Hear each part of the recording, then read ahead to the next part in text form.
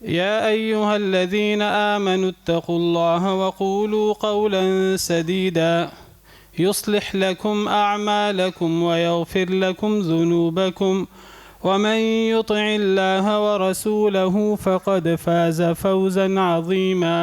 اپنے پچھلے خطبہ جمعۃ المبارک میں سورۃ الفاتحہ اس کی فضیلت کے بارے میں کچھ عرض کیا تھا۔ سورۃ الفاتحہ یہ قرآن کریم کی سب سے پہلی سورت ہے، سب سے عظیم سورت ہے مقام اور مرتبے کے اعتبار سے، اور یہ قرآن کریم کا آپ سمجھیے کہ خلاصہ ہے۔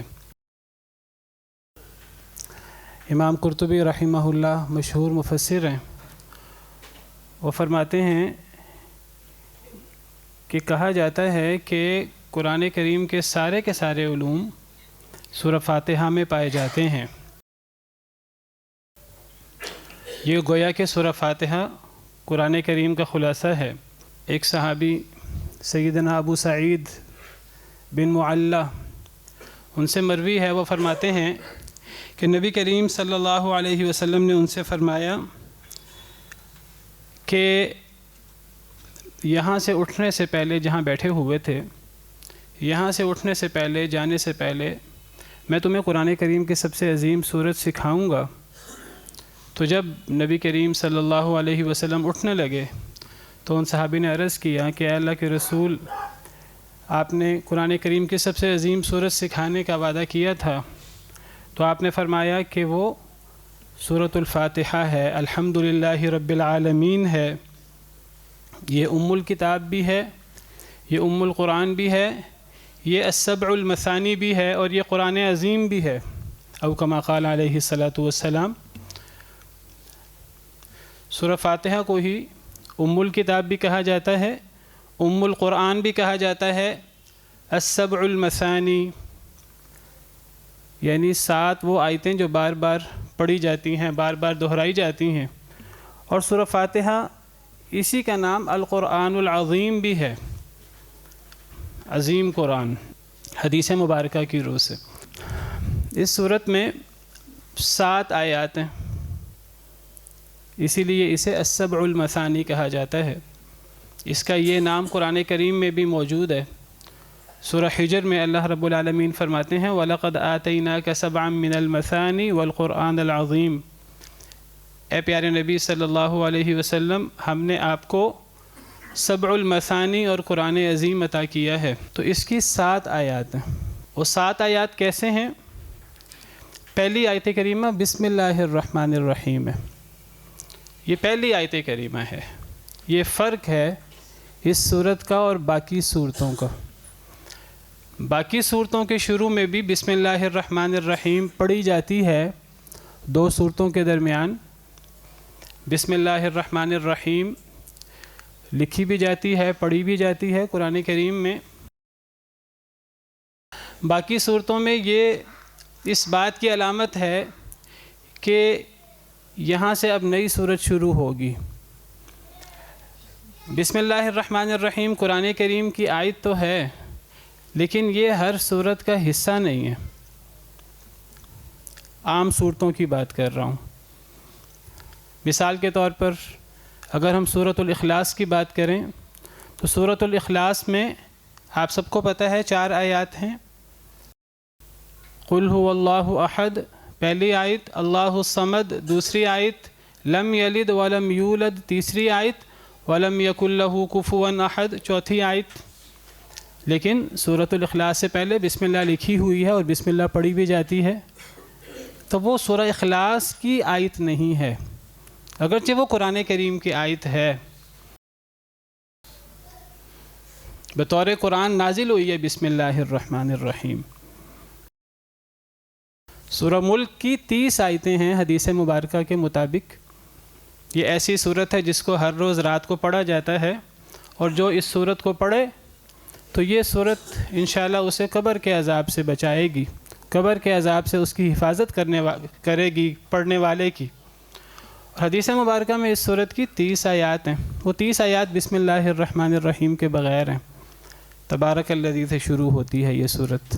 اسی طرح دیگر صورتوں کو لے لیجئے، سوائے سورۃ التوبہ یا سورہ براءہ کے اس کے شروع میں بسم اللہ نہیں لکھی جاتی، پڑھی بھی نہیں جاتی۔ اس کی اپنی تفصیلات ہیں، اس کی اپنی حکمت توجیحات ہیں، وہ میرا موضوع نہیں ہے۔ لیکن سورہ فاتحہ کے شروع میں بسم اللہ، یہ سورہ فاتحہ کا حصہ ہے، یہ سورہ فاتحہ کی پہلی آیت ہے۔ بسم اللہ الرحمن الرحیم پہلی آیت، الحمدللہ رب العالمین دوسری آیت، الرحمن الرحیم تیسری آیت، مالک یوم الدین چوتھی آیت، ایاک نعبد و ایاک نستعین پانچویں آیت، اہدنا الصراط المستقیم چھٹی آیت، اور صراط الذین انعمت علیہم غیر المغضوب علیہم ولا الضالین، یہ پوری ساتویں آیت ہے۔ تو یہ 7 آیتیں ہیں سورہ فاتحہ کی، اس لیے اسے السبع المثانی کہتے ہیں، اور اس کی پہلی آیت بسم اللہ الرحمن الرحیم ہے۔ یہ ایک الگ بات ہے کہ اس پہلی آیت کو ہر نماز میں سورہ فاتحہ جب ہم پڑھتے ہیں ہر رکعت میں تو بسم اللہ الرحمن الرحیم بھی پڑھتے ہیں۔ جہری نماز میں اب اس بسم اللہ کو جہری پڑھنا ہے کہ سری پڑھنا ہے، یہ ایک الگ فقہی مسئلہ ہے۔ نبی کریم صلی اللہ علیہ وسلم سے، سیدنا ابوبکر، سیدنا عمر، دیگر صحابہ کرام سے اس کو سری پڑھنا بھی ثابت ہے زیادہ احادیث کے مطابق، اور جہری پڑھنا بھی ثابت ہے صحیح احادیث مبارکہ میں۔ تو بسم اللہ الرحمن الرحیم یہ ہماری قرات جس کو ہم روایت حفظ کہتے ہیں اس کے مطابق یہ سورہ فاتحہ کا حصہ ہے، سورہ فاتحہ کی پہلی آیت ہے۔ تو اس میں 7 آیات ہیں، یہ ایسی 7 آیات ہیں عظیم جو بار بار پڑھی جاتی ہیں۔ بسم اللہ الرحمن الرحیم کا معنی کیا ہے؟ یعنی 7 نام اللہ کے، الرحمن جو بہت مہربان، الرحیم جو بہت رحم کرنے والا ہے۔ بازر 7 اور آگے سین میم ہے، با سین میم، با الگ حرف ہے اور سین میم اصل میں اسم ہے، اس کا الف گرا ہوا ہے۔ قرآن کریم میں بعض جگہوں پر بسم اللہ لکھا جائے تو با سین میم لکھا جاتا ہے، الف لکھا نہیں جاتا، اور بعض جگہوں پر الف کے ساتھ بھی لکھا جاتا ہے۔ مثال کے طور پر فسبح بسم ربک العظیم، تو فسبح بسم ربک، یہاں یہ بسم الف کے ساتھ لکھا جاتا ہے، با الف سین میم۔ اور قرآن کریم میں کئی جگہ پر یہ الف کے بغیر لکھا جاتا ہے، یہ قرآن کریم کی رسم ہے، اس کی اپنی تفصیلات ہیں، میں ان تفصیلات میں نہیں جانا چاہتا۔ تو یہ اسم نام، تو با 7 اور اسم اس کا الف گرا ہوا ہے لکھنے میں، نام اللہ ہی اللہ کے، تو اللہ کے نام کے ساتھ، وہ اللہ جو الرحمن ہے بہت بڑا مہربان، الرحیم بہت زیادہ رحم کرنے والا، اللہ کے نام کے ساتھ۔ اللہ کے نام کے ساتھ کیا؟ یعنی اللہ کے نام کے ساتھ میں شروع کرتا ہوں قرآن کریم کو پڑھنا، قرآن کریم کی تلاوت کرنا۔ ہر نیک کام شروع کرنے سے پہلے، ہر اچھا کام شروع کرنے سے پہلے بسم اللہ الرحمن الرحیم پڑھنا چاہیے، ورنہ وہ کام بے برکت ہوتا ہے، اس کے اندر برکت نہیں ہوتی۔ اور قرآن کریم سے بڑھ کر نیک کام کیا ہو سکتا ہے؟ اللہ تعالیٰ کا ارشاد ہے سورۃ النحل میں، فَإِذَا قَرَأْتَ الْقُرْآنَ فَاسْتَعِذْ بِاللَّهِ مِنَ الشَّيْطَانِ الرَّجِيمِ۔ کیا پیارے نبی صلی اللہ علیہ وسلم جب آپ قرآن کریم کو پڑھنے کا ارادہ کریں، فَاسْتَعِذْ بِاللَّهِ مِنَ الشَّيْطَانِ الرَّجِيمِ، تو آپ اللہ کی پناہ میں آ جائیں شیطان سے۔ تو قرآن کریم پڑھنے سے پہلے اعوذ باللہ من الشیطان الرجیم پڑھنا ہے جو قرآن کریم کی آیت نہیں ہے، اور پھر بسم اللہ الرحمن الرحیم۔ اللہ تعالیٰ کا ذاتی نام ہے، اور الرحمن الرحیم یہ اللہ تعالیٰ کے صفاتی نام ہیں۔ الرحمن الرحیم دونوں نام یہ رحم سے نکلے ہیں، یعنی اللہ رب العالمین بہت زیادہ رحم کرنے والے ہیں۔ الرحمن یہ بھی مبالغے کا صیغہ ہے، الرحیم یہ بھی مبالغے کا صیغہ ہے، دونوں میں مبالغہ پایا جاتا ہے حد سے زیادہ۔ دونوں میں ہم بہت مہربان، بہت رحم کرنے والا، ہمیں مبالغے کے ساتھ معنی کرنا ہوگا۔ علماء کرام کا کہنا یہ ہے کہ یہ جو لفظ رحمان ہے، یہ رحم کے آگے الف نون لگا ہے، یہ جو الف نون کے ساتھ مبالغہ ہوتا ہے اس میں شمول زیادہ ہوتا ہے، تعداد زیادہ ہوتی ہے، مبالغہ ہے بہت زیادہ رحم کرنے والا، لیکن اس میں زیادہ تعداد شامل ہے، یعنی زیادہ لوگوں پر رحم کرنے والا، یعنی اللہ کی رحمت اتنی زیادہ ہے، اتنی چھلک رہی ہے کہ وہ صرف مسلمانوں کے لیے نہیں ہے، وہ ساتھ ساتھ وہ اتنی کثرت میں ہے کہ کافروں کو بھی وہ شامل ہو جاتی ہے دنیا میں۔ اللہ کی رحمت اتنی زیادہ ہے، اتنی زیادہ وسیع ہے۔ کافروں کو کیوں شامل ہو جاتی ہے؟ یہ دنیا میں کافروں کو شامل ہوتی ہے، آخرت میں کافروں کو شامل نہیں ہوگی، اس لیے کہ دنیا میں اللہ کے نزدیک دنیا کی اہمیت نہیں ہے۔ تو اللہ نے اپنی رحمت جو اصل میں مومنوں کے لیے ہے، جو اصل میں مسلمانوں کے لیے ہے، دنیا کی اللہ کے نزدیک پرواہ نہیں ہے، تو اللہ نے دنیا میں اپنی رحمت مسلمانوں کے ساتھ جو اصل ہے کافروں کو بھی دے دی ہے، کافروں کو بھی اس سے فائدہ دے دیا ہے، اس لیے کہ اللہ کے نزدیک دنیا کی پرواہ نہیں ہے، اللہ کے نزدیک دنیا کی اہمیت نہیں ہے۔ سیدنا ابراہیم علیہ السلام نے اللہ تعالیٰ سے دعا کی کہ اے اللہ اس مکہ مکرمہ کو امن والا شہر بنا دے، اور اے اللہ اس مکہ مکرمہ کے رہنے والوں کو پاکیزہ پھلوں کا رزق عطا فرما۔ وَإِبْرَاهِيمُ رَبِّ اجْعَلْ هَذَا بَلَدًا آمِنًا وَارْزُقْ أَهْلَهُ مِنَ الثَّمَرَاتِ مَنْ آمَنَ مِنْهُمْ بِاللَّهِ وَالْيَوْمِ الْآخِرِ۔ جب حضرت ابراہیم علیہ السلام نے یہ دعا کی، حضرت ابراہیم کی دعا میں یہ تھا کہ اس مکہ مکرمہ کو امن کا شہر بنا دے، اور اس مکہ مکرمہ کے رہنے والوں کو، ایمان والوں کو پھلوں کا رزق عطا فرما۔ ایمان والوں کا ذکر کیا حضرت ابراہیم علیہ السلام نے، تو اللہ تعالیٰ نے حضرت ابراہیم علیہ السلام کی دعا قبول کرتے ہوئے فرمایا کہ یہ جو میں رزق دوں گا پھلوں کا، یہ میں مکہ کے رہنے والوں کو دوں گا، صرف ایمان والوں کو نہیں دوں گا، کافروں کو بھی دے دوں گا۔ اللہ نے فرمایا قَالَ وَمَنْ كَفَرَ فَأُمَتِّعُهُ قَلِيلًا ثُمَّ أَضْطَرُّهُ إِلَىٰ عَذَابِ النَّارِ، کہ جس نے کفر کیا اس کو بھی میں تھوڑا فائدہ دوں گا، پھر میں اس کو جہنم کی آگ کی طرف مجبور کر دوں گا، وَالْعِيَاذُ بِاللَّهِ وَبِئْسَ الْمَصِيرُ، اور بہت ہی برا ٹھکانہ ہے۔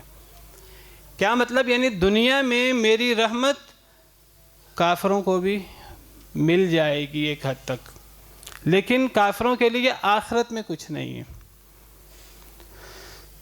تو دنیا میں کافروں کو اللہ کی رحمت مل جاتی ہے اس لیے کہ اللہ کے نزدیک دنیا کی اہمیت نہیں ہے۔ قرآن کریم میں اللہ تعالیٰ ایک جگہ پر فرماتے ہیں کہ اگر یہ ڈر نہ ہوتا کہ مسلمان فتنے کا شکار نہ ہو جائیں، مسلمان پریشان نہ ہو جائیں، تو اللہ کافروں کو اتنا مال دے دیتے دنیا میں کہ کافروں کے گھر، ان کے بستر، ان کی سیڑھیاں، ان کے دروازے یہ اللہ سونے چاندی کے بنا دیتے۔ کیوں؟ اس لیے کہ اللہ کے نزدیک دنیا کی پرواہ کوئی نہیں ہے۔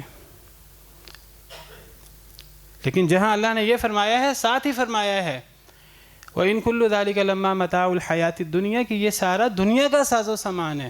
وَالْآخِرَةُ عِنْدَ رَبِّكَ لِلْمُتَّقِينَ، آخرت آپ کے رب کے پاس متقین کے لیے ہے، وہاں کافر کے لیے پانی کا ایک گھونٹ بھی نہیں ہے۔ وَلَوْلَا أَن يَكُونَ النَّاسُ أُمَّةً وَاحِدَةً لَجَعَلْنَا لِمَن يَكْفُرُ بِالرَّحْمَنِ لِبُيُوتِهِمْ سُقُفًا مِّن فِضَّةٍ وَمَعَارِجَ عَلَيْهَا يَظْهَرُونَ وَلِبُيُوتِهِمْ أَبْوَابًا وَسُرُرًا عَلَيْهَا يَتَّكِئُونَ وَزُخْرُفًا وَإِن كُلُّ ذَلِكَ لَمَّا مَتَاعُ الْحَيَاةِ الدُّنْيَا وَالْآخِرَةُ عِنْدَ رَبِّكَ لِلْمُتَّقِينَ۔ اللہ کے نزدیک دنیا کی کوئی اہمیت نہیں ہے، تو اللہ اپنے نافرمان کو بھی دے دیتے ہیں۔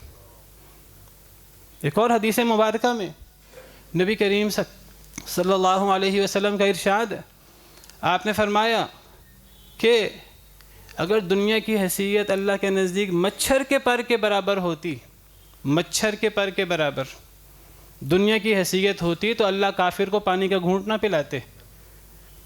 یعنی اللہ کے نزدیک دنیا کی حیثیت مچھر کے پر کے برابر بھی نہیں ہے.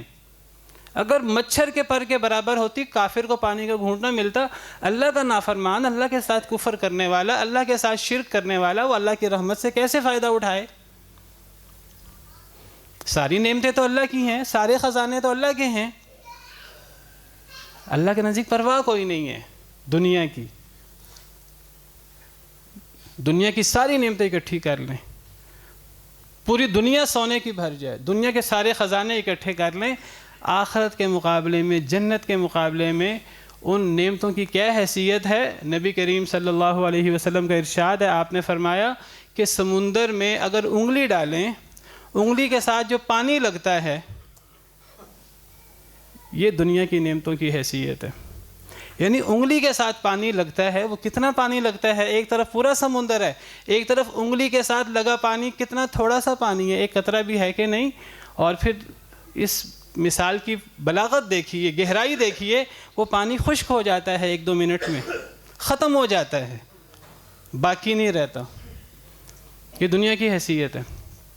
تو اللہ دنیا کافر کو بھی دے دیتے ہیں، لیکن اللہ کی رحمت آخرت میں صرف مومنین کے لیے ہے. وَكَانَ بِالْمُؤْمِنِينَ رَحِيمًا. تو علماء کہتے ہیں الرحمن جو اللہ کی یہ صفت ہے اور عظیم، اور اس میں جو مبالغہ ہے وہ اس میں شمول زیادہ ہے کہ وہ مومنوں کے ساتھ کافروں کے لیے بھی ہے.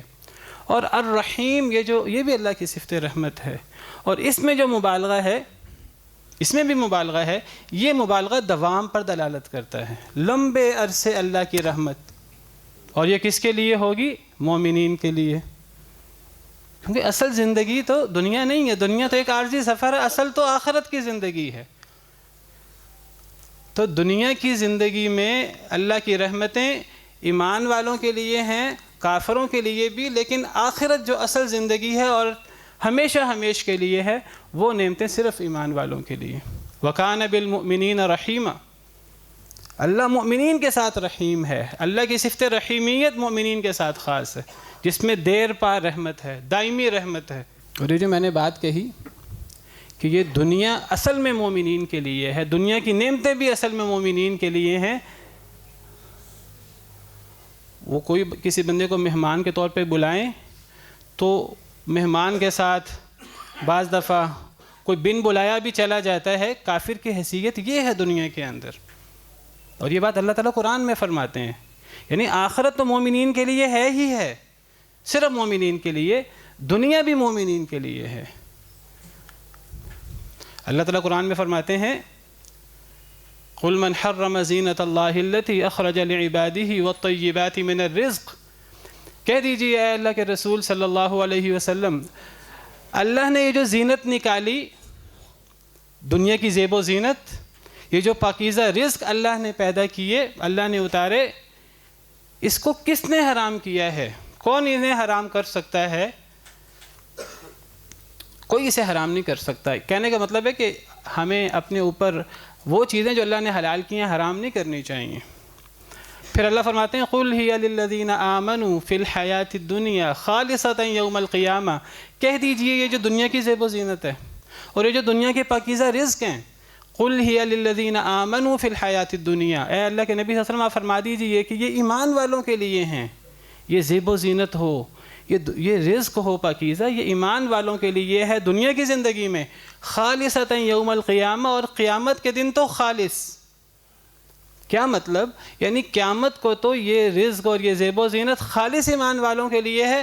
دنیا میں ایمان والوں کے ساتھ کافر بھی مستفید ہو جاتے ہیں، اصل ایمان والوں کے لیے ہے. تو اللہ کی صفت رحمانیت یہ مومنین اور کافر دونوں کے ساتھ، اور رحیمیت جو ہے یہ دوام کے ساتھ ہے، یہ مومنین کے لیے ہے. پھر اللہ فرماتے ہیں الحمدللہ رب العالمین، ہر قسم کی تعریف اللہ کے لیے ہے جو رب ہے تمام جہانوں کا. جتنے بھی جہان ہیں،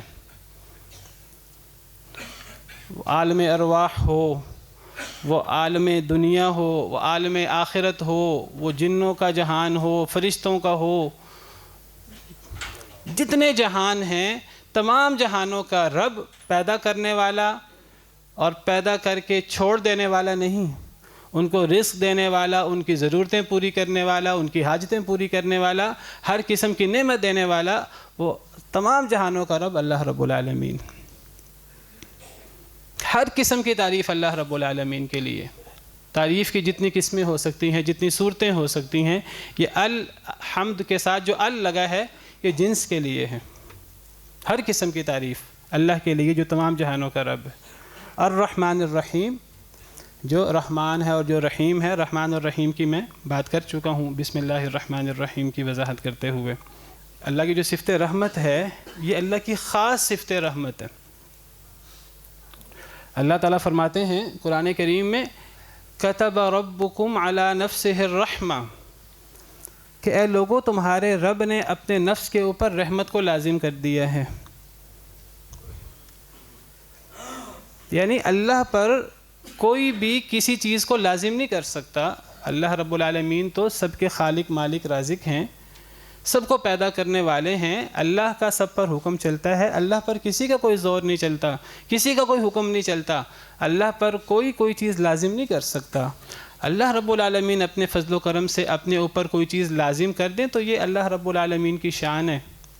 تو اللہ رب العالمین نے کسی کے زور سے نہیں، اپنی مرضی سے اپنے اوپر رحمت کو لازم کر دیا ہے۔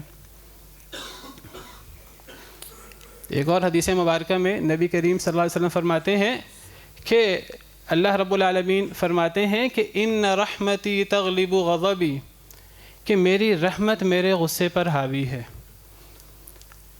اللہ کی رحمت ٹھاٹھے مارتی ہے اور اللہ کی رحمت جو ہے وہ اللہ کے غصے پر حاوی ہے۔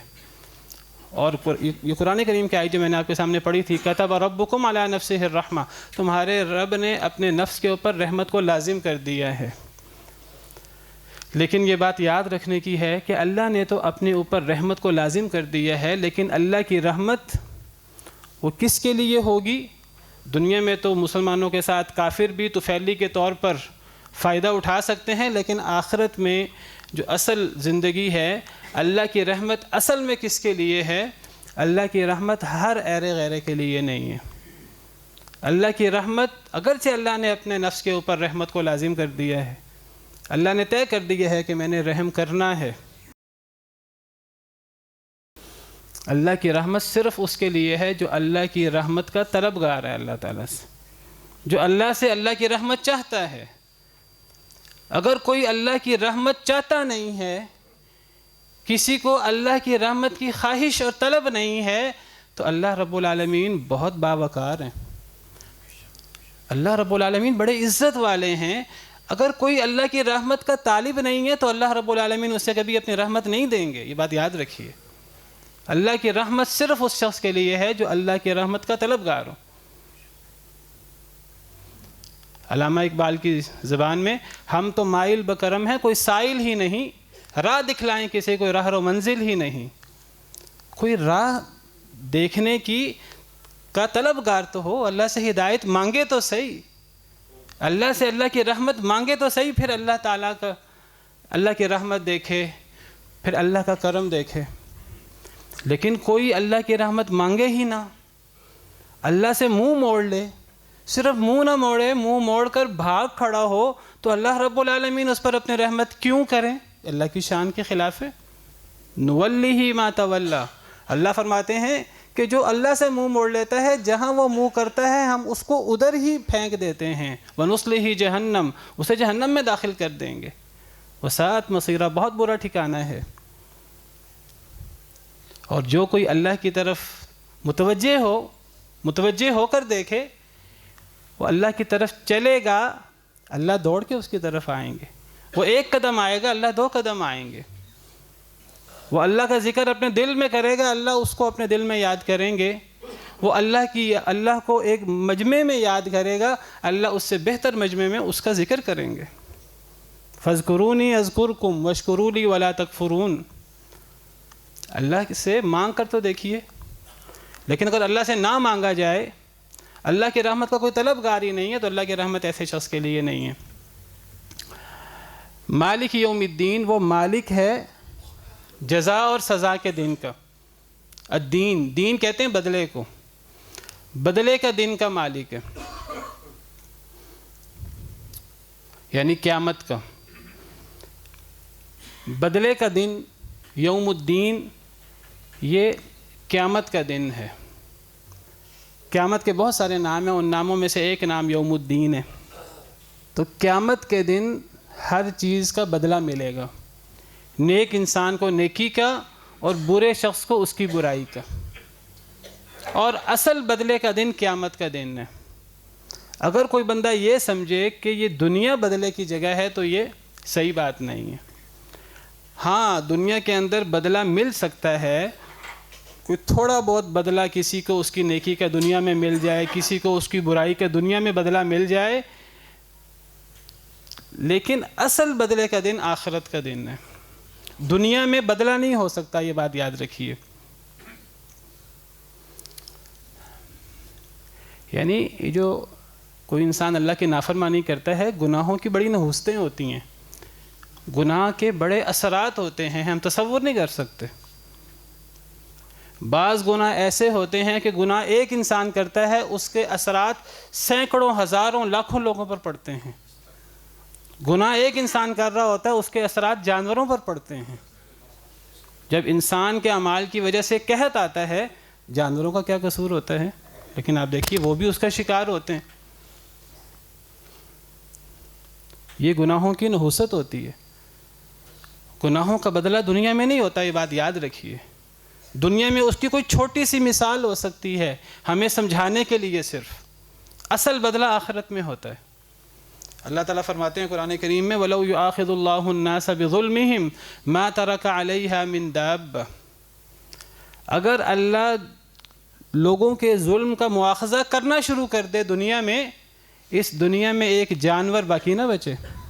قرآن کی آیت ہے مَا تَرَكَ عَلَيْهَا مِن دَابَّةٍ، ایک اور آیت میں مَا تَرَكَ عَلَى ظَهْرِهَا مِن دَابَّةٍ، اس زمین کی پشت پر ایک جانور بھی زندہ سلامت چل نہ رہا ہو، اگر اللہ لوگوں کو ان کے گناہوں کا مواخذہ، اس کی پکڑ دنیا میں کرنا شروع کر دیں۔ گناہوں کے اثرات ہوتے ہیں، بات یاد رکھیے، اور بہت زیادہ اثرات ہوتے ہیں۔ سب سے بڑا گناہ شرک، شرک کا بدلہ دنیا میں مل ہی نہیں سکتا ایک انسان کو۔ کئی لوگ ہیں اتنی زیادتیاں دوسروں پر کرتے ہیں، دنیا میں اگر ان کو قتل بھی کر دیا جائے اس کا بدلہ نہیں ہو سکتا۔ ایک شخص 2 لوگوں کو قتل کر دیتا ہے، 10 لوگوں کو قتل کر دیتا ہے، 100 لوگوں کو قتل کر دیتا ہے، بعض بدبخت تو ہزاروں، لاکھوں لوگوں کے قتل کا باعث بنتے ہیں۔ ان کو دنیا میں سزا دی جا سکتی ہے؟ نہیں۔ دنیا میں کسی کو 100 دفعہ، 1000 دفعہ، لاکھ دفعہ کیسے قتل کیا جائے؟ اصل بدلے کا دن آخرت کا دن ہے۔ یہ بات یاد رکھیے، بہت اصولی بات ہے۔ یہ بات اگر ہمیں سمجھ میں آ جائے تو اس سے بہت سے اعتراضات کا جواب ہے اس کے اندر۔ آج بہت سارے لوگ جو ملحد ہوئے ہیں، ایتھیسٹ بنے ہوئے ہیں، ان کا ایک بہت بڑا اعتراض یہ بھی ہے کہ یہ دنیا کیا ہے، اس کے اندر کوئی انصاف نہیں ہے، اس کے اندر ایک نیک شخص، ایک برا شخص، وہ ہمیں ایک جیسے نظر آتے ہیں، کوئی بہت زیادہ فرق نظر نہیں آتا۔ بھئی آپ لوگوں کو مغالطہ ہو گیا کہ دنیا بدلے کا دن ہے، یہ دنیا میں بدلہ ہونا ہے۔ دنیا تو امتحان ہے، اس کے اندر امتحان ہونا ہے، بدلہ تو آخرت میں ہونا ہے۔ اور آخرت کا انکار کرنا، یہ در حقیقت اللہ رب العالمین پر بہت بڑا الزام ہے، بہت بڑا الزام ہے اللہ رب العالمین پر۔ کیا الزام ہے آخرت کا انکار کرنا؟ یہ اللہ پر یہ الزام ہے کہ اللہ نے انصاف نہیں کیا۔ بالکل، اگر آخرت نہ ہو تو دنیا میں انصاف نہیں ہوتا۔ اللہ تعالیٰ قرآن میں فرماتے ہیں وَمَا خَلَقْنَا السَّمَاءَ وَالْأَرْضَ وَمَا بَيْنَهُمَا بَاطِلًا، ہم نے زمین و آسمان کو بے مقصد، باطل، فضول پیدا نہیں کیا۔ ذَلِكَ ظَنُّ الَّذِينَ كَفَرُوا فَوَيْلٌ لِّلَّذِينَ كَفَرُوا مِنَ النَّارِ، یہ کافروں کا گمان ہے کہ دنیا بے مقصد ہے۔ کوئی منہ سے انکار کرے آخرت کا یا منہ سے انکار نہ کرے، اس کا عمل، وہ عمل سے انکار کر رہا ہو آخرت کا۔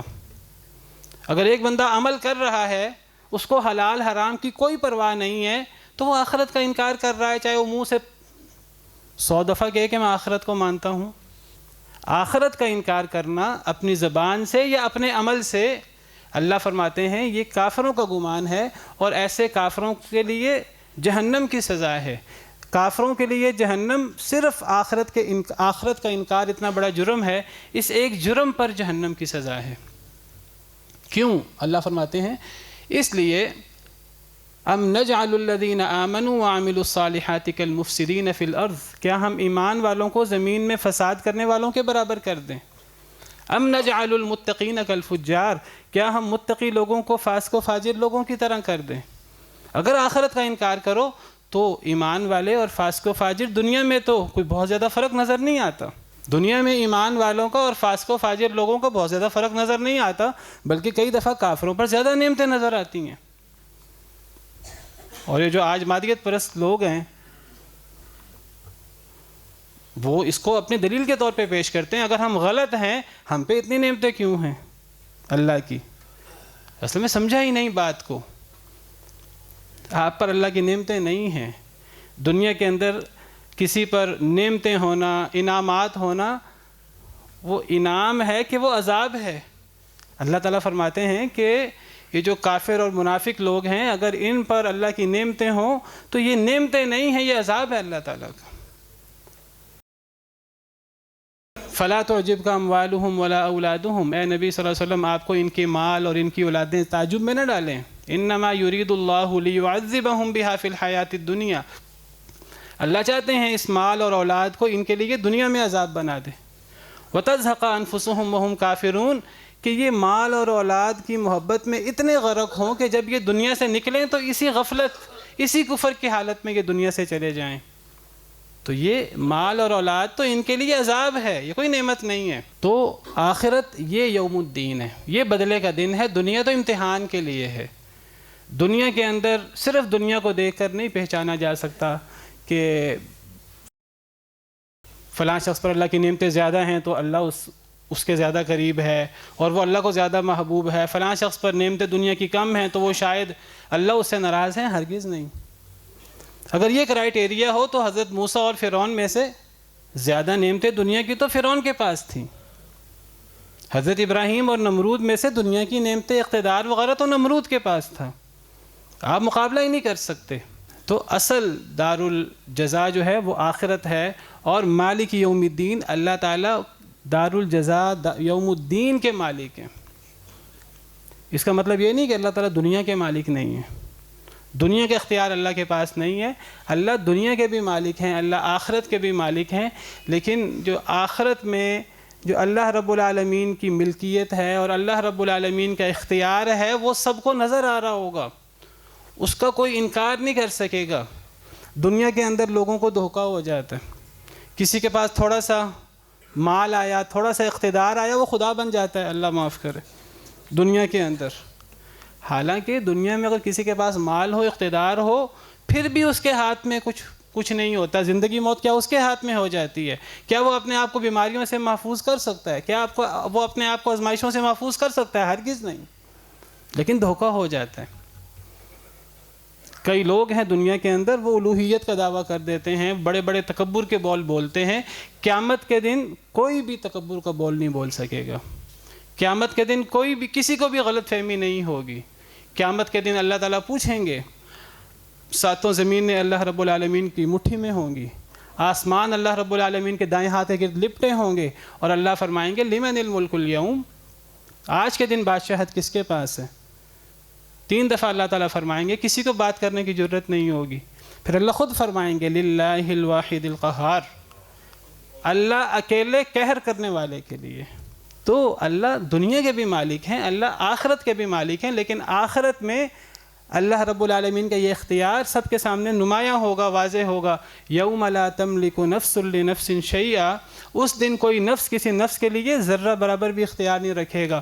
والامر یومئذ للہ، سارا کا سارا معاملہ اس دن اللہ رب العالمین کے ہاتھ میں ہوگا۔ جہنم اللہ رب العالمین کے ہاتھ میں، جنت اللہ رب العالمین کے ہاتھ میں۔ آج کئی لوگ کہتے ہیں کہ جنت حسین کی، اللہ معاف کرے، جنت فلاں کی، جنت فلاں کی، یہ تو ہمارے منہ کی باتیں ہیں، یہ ہمارے غلوب ہیں جو ہم نے کیے ہوئے ہیں۔ سارا کا سارا اختیار قیامت کے دن اللہ رب العالمین کو ہے۔ ایک وقت ہوگا کہ نبی بھی پریشان ہوں گے، نفسی نفسی، میری نجات ہو جائے، میری نجات ہو جائے۔ اللہ سے دعا ہے کہ اللہ تعالی ہمیں قرآن و سنت کو پڑھنے کی اور اس کو کما حق ہو سمجھنے کی توفیق عطا فرمائے، اس کے مطابق اپنا عقیدہ استوار کرنے کی توفیق عطا فرمائے، اس کے مطابق عمل کرنے کی توفیق عطا فرمائے۔ وآخر دعوانا الحمد للہ۔